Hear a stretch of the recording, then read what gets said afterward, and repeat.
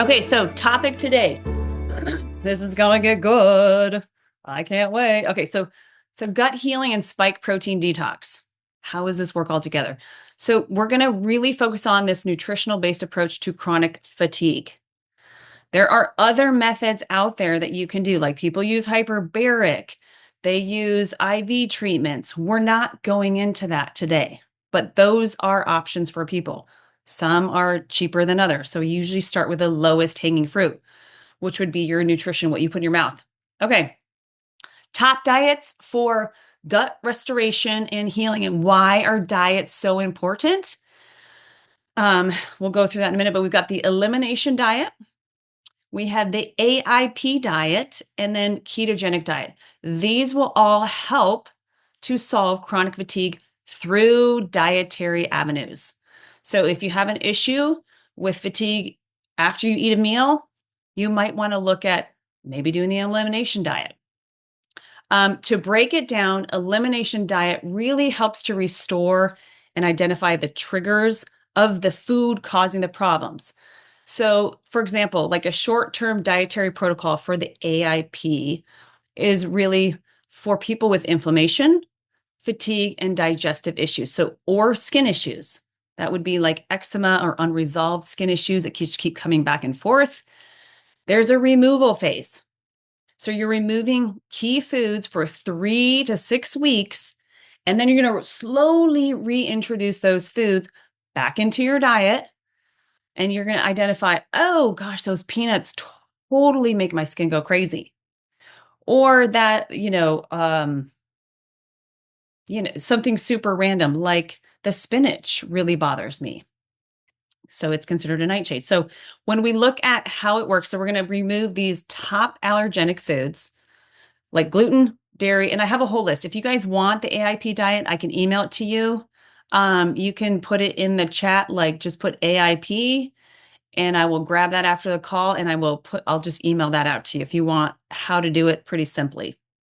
So overarching theme is you pull out gluten, you pull out dairy, soy, corn, eggs, nuts, sugar, alcohol, caffeine. That's probably your whole diet. No, just kidding. It's a lot of eliminating of foods. You're going to focus on clean whole foods. So these would be like non-processed foods. You're going to reintroduce them strategically.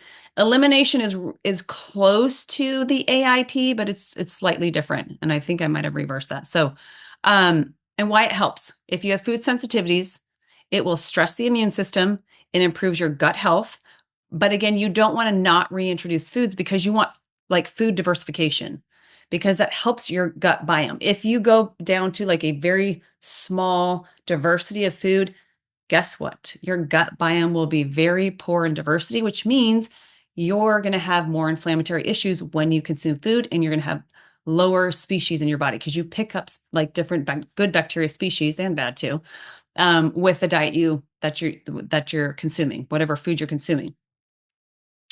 So this would basically help to uncover these diet-induced fatigue-related components. So whether it's from dairy, whether it's from gluten and so forth, whether it's from alcohol. Okay, next one, the AIP diet. And I was just saying that earlier, I was mixing the two of them, so I apologize about that. So AIP, it's kind of paleo. It's similar to the elimination diet, but it has a few key things. And again, you guys can email me AIP, and I already said that one.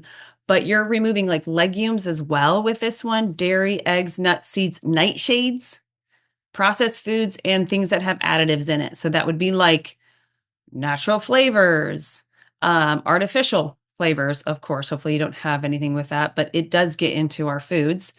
And even organic will have natural flavors, which it could have forms of MSG, which would be like a neurotoxin for the body. And that can create fatigue for people, like a heightened energy and then fatigue. It emphasizes using organ meats or wild-caught fish, vegetables, bone broth, fermented foods, and like a variety of herbs. There's a whole host of ones you can have and can't have. But you're basically also eliminating for about 6 to 8 weeks foods and then introducing one at a time. So this one, let me just move my screen here. So it's pretty supportive for the immune dysregulation of the cells, which we're going to go into in a minute. It's going to help repair your gut lining. Again, you don't stay on it forever. And then it's going to help reduce those autoimmune inflammatory linked behaviors going on in the body. It will increase mitochondria function as well because you're removing the histamine response, which is an inflammatory response, which then triggers mast cell activation, which could mean inflammatory issues on a bigger scale, like rashes on the skin and so forth.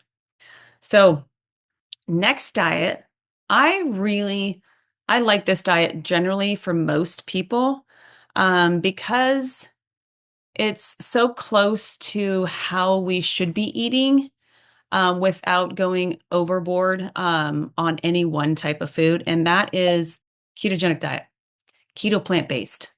So the keto plant-based, how is that different than our keto diet? Well, it's a lot different. You're not consuming bacon and dairy. You're not consuming high amounts of animal protein, which causes a whole host of other plaquing issues in your capillaries, which then can also cause epithelial damage inside your capillaries.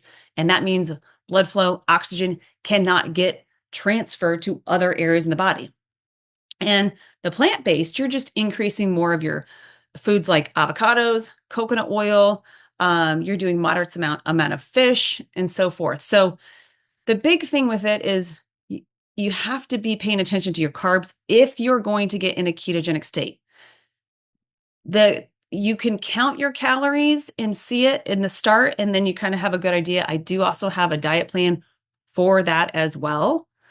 And so you're really doing higher amounts of fats, moderate amounts of proteins, and you're doing leafy greens. You're doing some specific fruits like grapefruit and lemon, and just really keeping away from the starchy vegetables.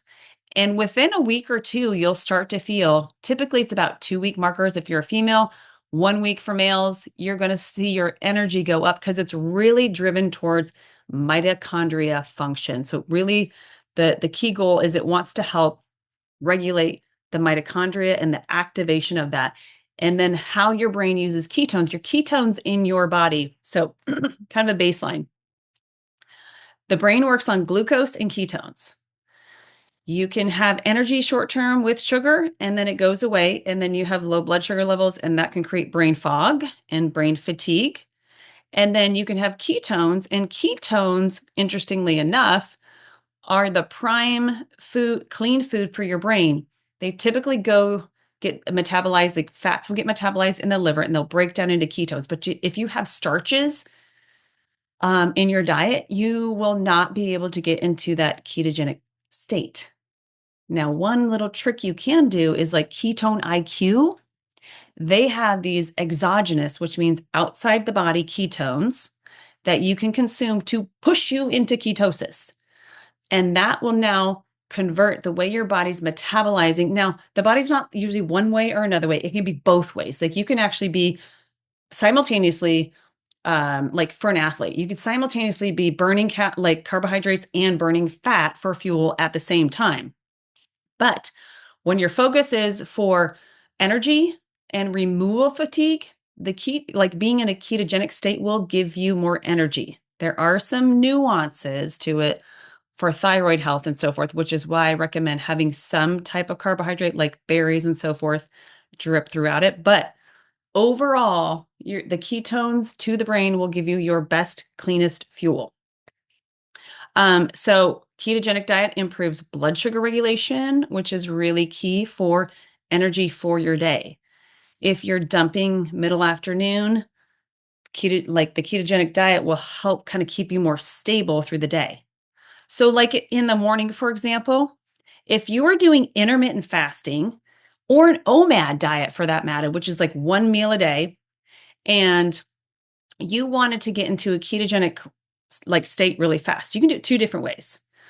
You could have like, if you're having a cup of coffee, which won't throw you out of a ketosis state, it might increase your blood sugar levels a little bit, but you could put some coconut oil, you could put some MCT oils, which will eventually, through the liver, convert to be ketones, which is a cheaper way of doing it than buying ketones. Now, the so going back to the intermittent fasting, when you're fasting from foods, that window is really critical for upregulating a whole host of other things. That means your senescent cells, which are lazy, sick cells, will go in through autophagy and apoptosis, which means they're literally going to be converted as energy for a new, healthier cell. So when you're fasting, you're not only upregulating your energy, but you're improving each and every cell in your body. And we're so used to eating all the time, right? As a culture, it's like 24/7 that our body never gets a rest from consuming foods or having calories. So just kind of consider, how do I do my day? And can I optimize my morning window to help with my energy and get more into a ketogenic state faster? Okay, so it reduces, again, back to how it helps with chronic fatigue, reduces neuroinflammation because you're reducing inflammatory foods and you're in, like, fat is a very clean fuel, super duper clean, meaning like it doesn't require a whole bunch of breakdown processes to get absorbed and utilized for energy. Once you get your body moved over to a ketogenic state, the body will stay there pretty harmoniously. So it's takes some time, or you can add a little bit of application with some natural ketones or MCT oils to get you there faster.